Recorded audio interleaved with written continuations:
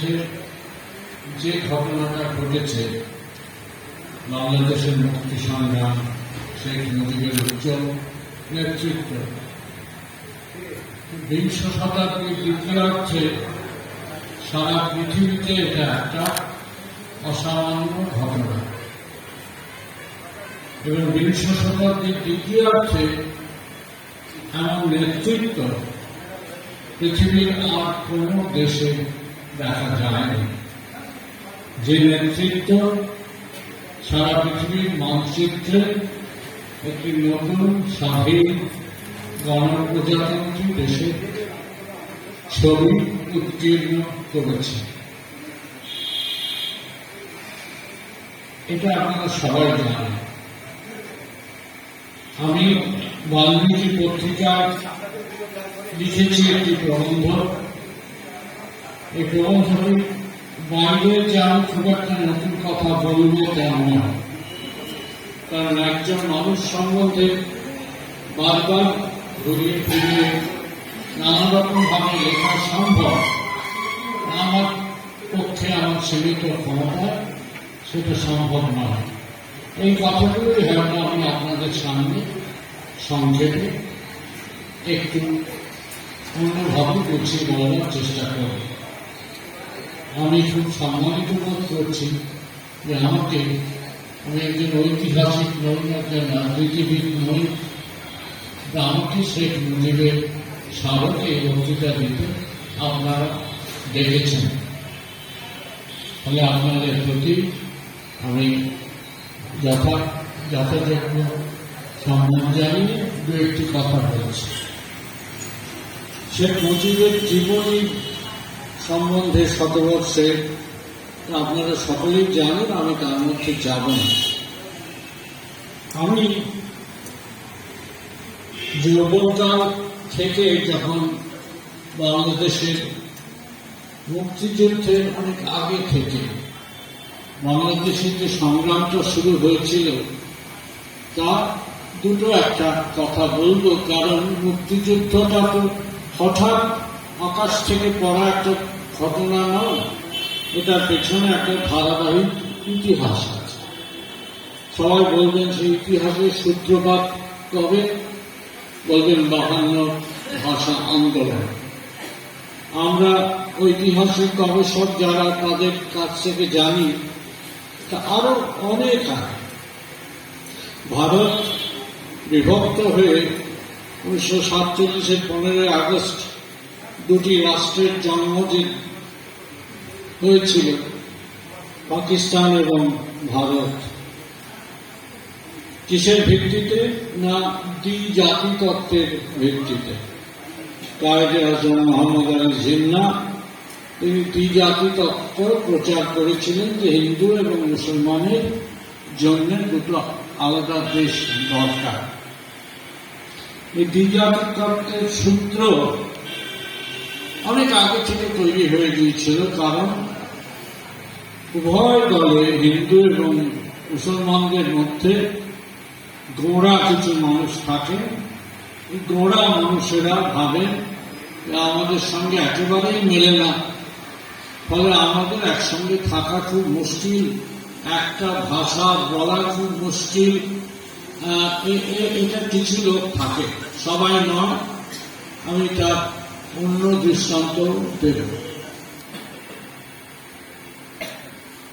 ধরা যাক আজ থেকে এই 800-900 বছর আগে যখন বাংলা ভাষাটা সবে তৈরি হচ্ছে, তখন 14 শতাব্দী থেকে বাংলার মুসলমানেরা এসে গেছেন। কিছু মুসলমান তো বাঙালি, হিন্দু বৌদ্ধ তারা মুসলমান ধর্ম গ্রহণ করেছেন। কারণ হিন্দু সমাজের যে একটা প্রবল জাতিভেদ ছিল, এই জাতিভেদের চাপে অত্যাচারিত হয়ে নিম্নবর্গের অনেক হিন্দু তারা স্বেচ্ছায় সাম্যবাদী মুসলমান ধর্ম গ্রহণ করেছিলেন। ইতিহাসের কথা, আমি কিছু বানিয়ে বলছি। কিন্তু বাংলা ভাষাতে কাব্য লিখবেন কিনা এইটা নিয়ে তাদের মধ্যে দ্বিধা ছিল। একেবারে শাহ মোহাম্মদ সাগিরের ইউসুফ জুলেখা থেকে আরম্ভ করে প্রচুর মুসলমান কবি দ্বিধা প্রকাশ করেছেন বাংলায় লিখবো। বাংলাটা তো হিন্দুয়ানি ভাষা, এই হিন্দুয়ানি ভাষায় লিখলে যদি মোমেনরা রাগ করে, যদি ঈশ্বর রাগ করে, কারণ ইসলামের পবিত্র কথা, ইসলামের আখ্যান বাংলায় লেখা উচিত হবে না। এইটা গেল তাদের একটা দ্বিধা। অন্যদিকে হিন্দুদেরও একটা একই রকম দ্বিধা ছিল বাংলায় লেখা সম্বন্ধে। হিন্দু পণ্ডিতেরা তারা এই রামায়ণ, মহাভারত, শ্রীমদ্ ভাগবত এগুলোকে বাংলায় লিখতে দিতেন না। খবরদার বাংলায় লিখুন। বাংলায় লিখে কি হবে না, একাদশ সহস্রাণী বর্ষাণী রৌরবা নরকে স্থিতা, 11,000 বছর রৌরব নরকে তিনি পৌঁছবেন বাংলায় লিখে। তখন হিন্দু বাঙালি লেখকেরা, কবিরা কি করলেন, তারা নানা রকম চালাকি করলেন। কি চালাকি না, বললেন যেমন মালাধর বসু 15শ শতাব্দীতে মালাধর বসু বললেন যে এটা তো সংস্কৃতে আছে, বাঙালি বুঝতে পারে না, কিন্তু বাঙালি সাধারণ হিন্দুত্ব মুক্তি দরকার, কাজে আমি ভাগবত অর্থজাত পয়ারে বাঞ্ছিয়া লোক নিস্তারিতে কই পাঞ্চালি রচিয়া। লোককে নিস্তার করতে হবে, লোককে মুক্তি দিতে হবে, লোকের মুক্তি দিতে হবে, এই জন্য বাংলায় লিখছি। আবার ওই আরেকটা চালাকি, সেটা হচ্ছে আমাকে দেবী এসে স্বপ্নে দেখা দিয়ে বলেছেন এই কাব্য লেখো, কিন্তু আর যাচাই করতে পারবে না দেবী এসে স্বপ্নে দেখা দিয়েছেন কিনা। বলে দিলেন যে হ্যাঁ দেবী এসে স্বপ্নে দেখা দিয়েছেন, তাই আমি বাংলায় লিখছি। কিংবা বলছেন যে আমাকে জিভায় কবিতা দিলা লেখি, জিভায় কবিতা লিখে দিয়েছেন বাংলায়, আমি কি করব, আমি সেই জন্য বাংলায় লিখছি। মধ্যযুগের বাংলা সাহিত্যের ইতিহাসে বাংলার যারা গবেষক অধ্যাপক আছেন তারা জানেন এরকম অজস্র অজুহাতে পূর্ণ। হিন্দু সে কেন বাংলা লিখবে, তার জন্য নানা রকম চালাকি এবং অজুহাত তাকে তৈরি করতে হলো। আর মুসলমানদের সমস্যাটা একই সমস্যা। গণেরা বলছেন যে বাংলায় লেখা যাবে না, কারণ বাংলা অক্ষরটা হচ্ছে হিন্দুয়ানি অক্ষর, সংস্কৃত থেকে এসছে, লেখা যাবে না। ফলে তারা আস্তে আস্তে বলছেন মোমেনগণ ক্ষমা করিবে, বিশ্বাসীরা যেন আমাকে ক্ষমা করে। শেষকালে একজন কবি আব্দুল হাকিম তিনি খুব রেগে গেলেন, রেগে গিয়ে গালাগাল দিয়ে যে যেজন বঙ্গে তো জন্মে হিংসে বঙ্গবাণী, সেজন কাহার জন্ম নির্ণয় না জানি। বাপরে, জন্ম তুলে কথা, যে বাংলায় জন্মে যারা বাংলা ভাষাকে হিংসা করে তাদের জন্মের ঠিক নেই, ভয়ঙ্কর গালাগাল কেমন। এবং তারা বলেন দেশি ভাষা গীত যার মনে না জোড়ায়, নিজ দেশ ত্যাগী যেন বিদেশে না যায়। দেশি ভাষা ইত্যাদি যার মনে পছন্দ হয় না, নিজের দেশ ছেড়ে বিদেশে যায়। আব্দুল হাকিম বললেন এই কথা। এর ফলে বাঙালি মুসলমান কবিরা মধ্যযুগের বাংলা সাহিত্যে অজস্র কবিতা, আখ্যান সব লিখেছেন। আপনারা জানেন, আলাউলের কথা জানেন, দৌলত গাজীর কথা জানেন, আর অনেক কবি বৈষ্ণব কবিতা লিখেছেন, তাও আপনারা জানেন। আর বাউল কবিদের মধ্যে তো আছে অবশ্য। এই দ্বিধাটা ব্রিটিশ আসার পরেও ছিল। ব্রিটিশ আসার পরেও বাঙালি একদল বাঙালি হিন্দু মুসলমান তারা ভাবলেন আমরা তো আরো পারস্য থেকে এসছি, আমরা তুর্কিস্তানের লোক, আমরা বাঙালি না। আমাদের ছেলে মেয়েদের বাংলা শেখানো না, বাংলাটা মেয়েরই ভাষা, পরাজিত জাতির ভাষা, বাংলা শেখানো না। আর অন্যদিকে বাঙালি বুদ্ধিজীবী সমাজ, মুসলমান বুদ্ধিজীবী সমাজ, 19বিংশ শতাব্দীতে যারা জেগে উঠছেন তারা প্রচন্ড উৎসাহ নিয়ে বাংলা লিখতে শুরু করে দিলেন। এবং এই তর্কটা চলছে, কিন্তু বাংলা লেখা চলছে এবং শেষ পর্যন্ত তারা মানে তখনকার দিনের মোহাম্মদী এই সমস্ত পত্রিকায় এই তর্কের ইতিহাস আপনারা পাবেন। আমার শ্রদ্ধেয় মুস্তাফা নজরুল ইসলাম জাহাঙ্গীরনগর বিশ্ববিদ্যালয়ে তিনি অনেক সুন্দর করে এইসব তথ্য উদ্ধার করেছেন। এই যে আমরা ভিন্ন জাতি, আমাদের ভাষা ভিন্ন, এইটার উপরেই এই মৌলবাদীরা একসময় এই ভাগটা তৈরি করতে পেরেছিল, ভারতকে ভাগ করেছিল, তাদের কিচ্ছু সমাধান হয়নি। কারণ বাংলাদেশে পাকিস্তানে হিন্দু থেকে গেছেন, ভারতে মুসলমানরা থেকে গেছেন, একসময় থাকবে, তারা ভূমিপুত্র এখানে জন্মেছেন, কেন থাকবে না? এতে সমাধান কিচ্ছু হয়নি বিজাতি তত্ত্বের ভিত্তিতে। এখনো বাংলাদেশে গেলে বাংলাদেশি বন্ধুরা বলেন দেশটা ভাগ হলো কেন, আমাকে বলবেন? আমার কাছে কি উত্তর আছে? কোনো উত্তর নেই। তো এই পাকিস্তান এই সুযোগটা নিয়ে বলল যে উর্দু হবে, কারণ উর্দুর সঙ্গে ইসলামের যোগ আছে। ইসলামের ধর্মীয় ভাষা আরবি, দরবারি ভাষা ফার্সি, আর কাজে আর উর্দু দুটো মিলিয়ে প্রায় হয়েছে। উর্দু যদিও ভারতীয় ভাষা, উর্দু ভাষার সঙ্গে বাংলা ভাষার অনেক মিল আছে, এটা আর্য ভাষা বলে। তো উর্দু হবে। পাকিস্তানে শতকরা 6 জন লোক বলতো পাকিস্তানের ভাষা উর্দু নয়। যারা দেশটা ভাগ করেছিল তাদের সেই সব শাসকদের ভাষা উর্দু। রাজনীতিবিদদের ভাষা হতো পাকিস্তানের ভাষা পাঞ্জাবি, সিন্ধি, পশতো। উর্দু ছিলই না। উর্দু মাত্র 6% লোক বলতো পাকিস্তানে, আর বাংলা বলতো 56% লোক। সেই বাংলাকে সম্পূর্ণ অস্বীকার করে উর্দু ভাষাটাকে চাপিয়ে দেওয়া হলো একমাত্র রাষ্ট্রভাষা হিসেবে। প্রথম থেকেই প্রতিবাদটা 1948 সালের 23শে ফেব্রুয়ারি পাকিস্তান গণপরিষদে কুমিল্লার সাংসদ ধীরেন্দ্রনাথ দত্ত করলেন, যে অপরাধের জন্য ধীরেন্দ্রনাথ দত্তকে খান সেনারা মেরে ফেলেছিল। তার চোখের সামনে তার জ্যেষ্ঠ পুত্রকে অত্যাচার করে মারল, তারপর তাকে মেরে ফেলল পরে মুক্তিযুদ্ধের সময়। এবং তারপরে আমি সেই ইতিহাসের মধ্যে যাব না, যে আস্তে আস্তে 48 জিন্না এলেন 16 মার্চ ঢাকা রমনার ময়দানে, বললেন উর্দু হবে রাষ্ট্রভাষা। 24শে মার্চ ঢাকা বিশ্ববিদ্যালয়ে সমাবর্তনে বললেন উর্দু হবে রাষ্ট্রভাষা। সেখানে ছেলেরা নৌ বলে উঠল এবং আস্তে আস্তে আস্তে আস্তে আন্দোলন। এবং শেখ মুজিব আসছেন, তখন তিনি ভারত থেকে চলে গিয়ে তিনি সেখানে ল পড়ছেন, ঢাকা বিশ্ববিদ্যালয়ে আইন পড়ছেন এবং ছাত্র আন্দোলনের নেতৃত্বের জায়গাটা আস্তে আস্তে নিচ্ছেন।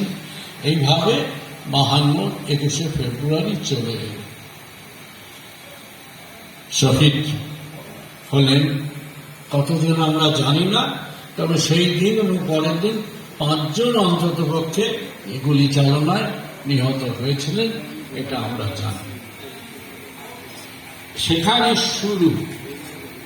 তারপরে আস্তে আস্তে যে কথাটা বললেন রামমোহন, বললেন যে আস্তে আস্তে শেখ মুজিবের 7 মার্চের বক্তৃতা, যেটা আমরা জানলাম, যা 1954 সালে আওয়ামী লীগ দারুণভাবে জিতে গেলেন নির্বাচন, সরকার চালাতে পারলেন না 3 মাসের বেশি। 1958 আয়ুব শাহ এল, আয়ুব খানের। তারপরে রবীন্দ্রনাথের জন্মশতবার্ষিকী করা যাবে না, রেডিওতে রবীন্দ্রসঙ্গীত গাওয়া যাবে না, এইরকম নানা। 1966-তে মুজিব 6 দফা দাবি করলেন গণতান্ত্রিক বাংলাদেশের পক্ষ থেকে, তখনও বাংলাদেশ হয়নি, পূর্ব পাকিস্তানের পক্ষ থেকে।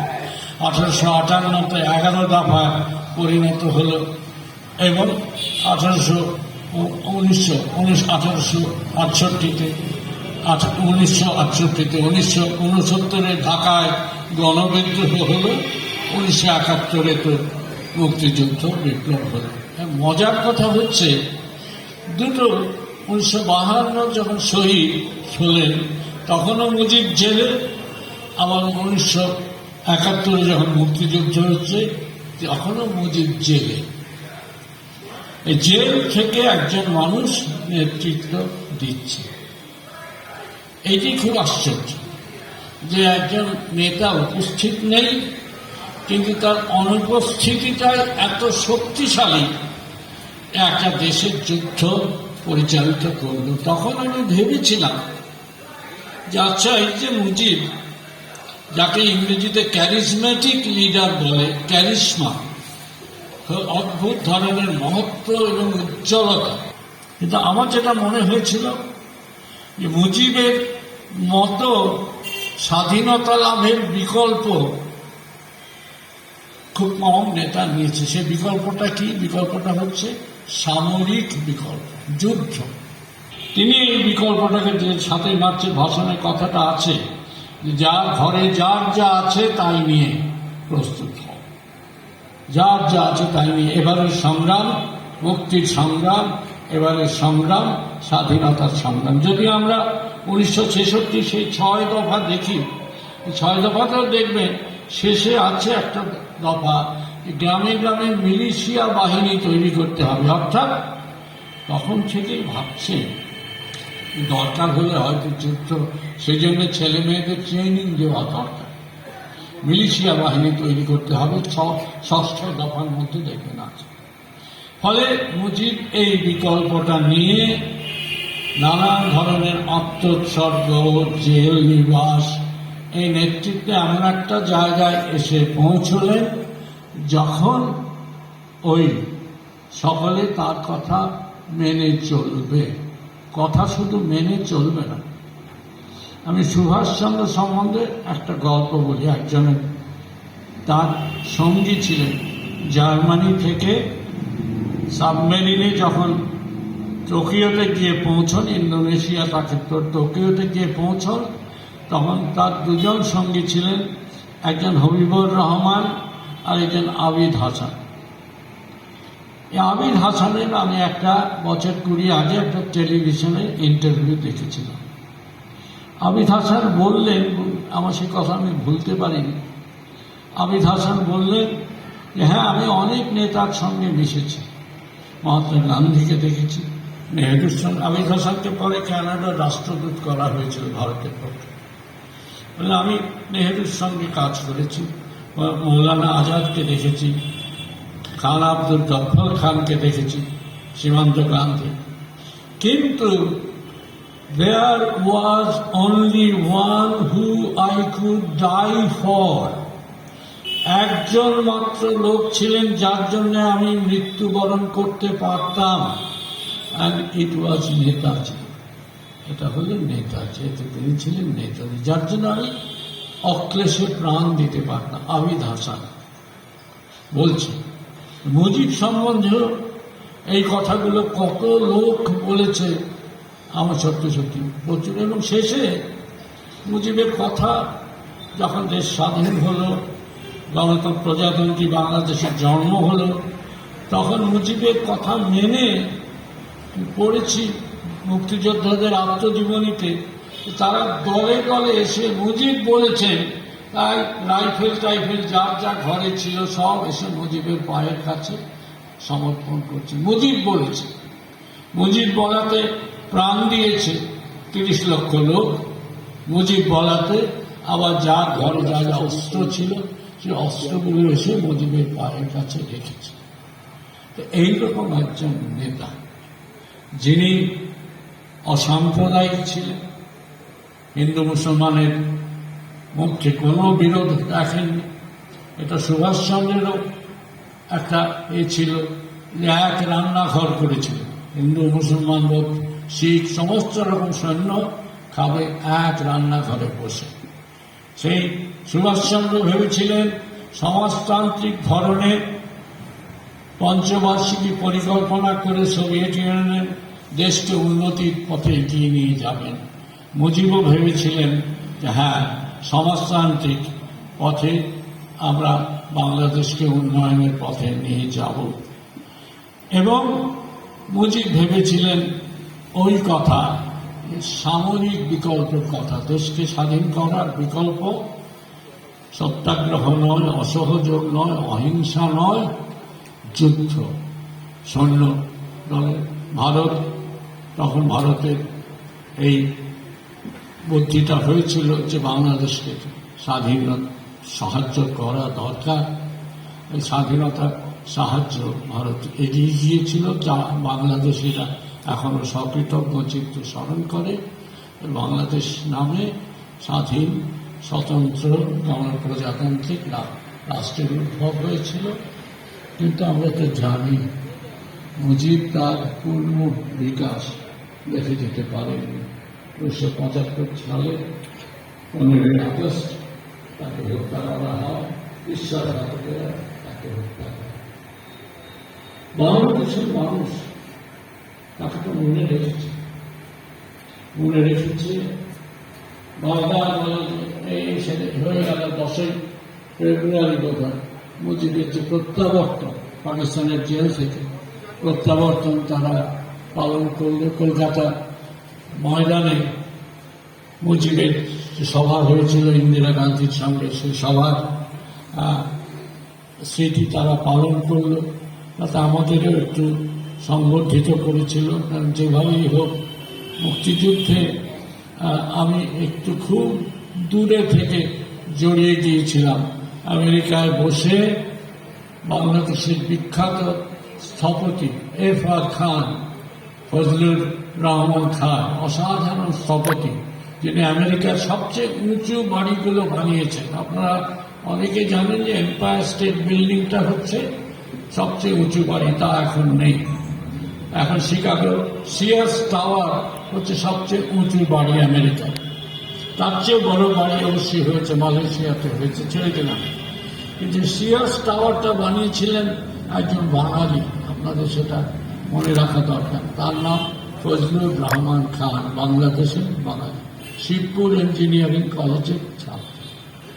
শিকাগোতে তিনি থাকেন। আমরা তখন শিকাগো বিশ্ববিদ্যালয়ে গবেষণা করছি। আমার বন্ধু শামসুল বারী, আমি, আর এখন বিখ্যাত হয়েছে বিশ্ববিখ্যাত ডক্টর মোহাম্মদ ইউনুস, যিনি নোবেল পুরস্কার পেয়েছেন শান্তির জন্য। এরা সব মিলে ওখানে আমরা বাংলাদেশের যুদ্ধের জন্য, মুক্তিযুদ্ধের জন্য নানা রকম ভাবে অনেক ডলার তুলেছিলাম।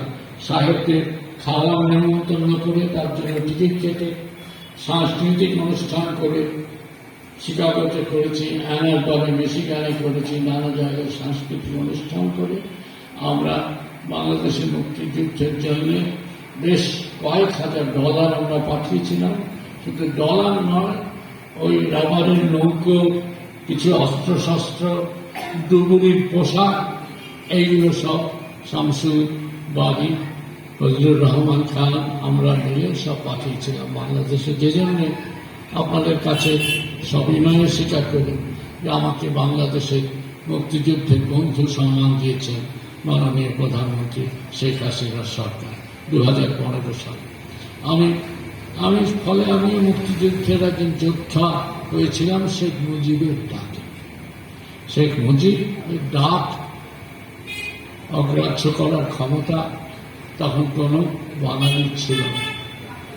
সেই মানুষটি শতবর্ষ, তাকে এবং বাংলা দেশের স্বাধীনতা অর্ধশতবর্ষ, তাকে স্মরণ করে আমরা এই কথাটা ভাবব, তার অনন্যতাটা কোথায়। অনন্যতাটা এখানে একটা স্বাধীন দেশের স্বপ্ন তিনি দেখেন। এই স্বাধীন দেশকে মুক্ত করার জন্য যে বিকল্পটা নেন সেটা হচ্ছে সামরিক বিকল্প। এবং এটা আপনারা জানবেন যে সবাই যখন বাঙালিকে, ব্রিটিশরা বা তার আগেকার লোকের শাসকেরা বাঙালিকে অসামরিক জাতি হিসেবে চিহ্নিত করেছিল, শেখ মুজিব, প্রথমে সুভাষচন্দ্র এবং পরে শেখ মুজিব বাঙালিকে সামরিক জাতিতে পরিণত করে দিয়েছিলেন। এই সামরিক বিকল্প, সমাজতান্ত্রিক বিকল্প, একটা অসাম্প্রদায়িক মানবিক প্রশাসন এবং সংস্কৃতি নির্মাণ করবার জন্য, যে সংস্কৃতিতে রবীন্দ্রনাথ নজরুল সমানভাবে উপস্থিত থাকেন, সেই সংস্কৃতি বিশাল বাঙালি, হাজার বছরের বাঙালির সংস্কৃতি প্রতিষ্ঠা করবার জন্য মুজিব আমাদের প্রাণ দিয়েছিলেন। ফলে সেই কারণেই বিবিসিতে বাঙালিরা ভোট দিয়ে মুজিবকে হাজার বছরের সেরা বাঙালি হিসেবে তারা চিহ্নিত করেছিলেন, বাঙালিরা বিবিসির একটি ভোটের মাধ্যমে। তো এই মানুষটি, তাকে স্মরণ করলে আমাদের বাঙালিত্বের গর্ব আরো বেশি উজ্জ্বল এবং শক্তিশালী হয়। আমি তার স্মৃতির প্রতি আমার গভীর শ্রদ্ধা জানিয়ে আমার কথা শেষ করছি। নমস্কার।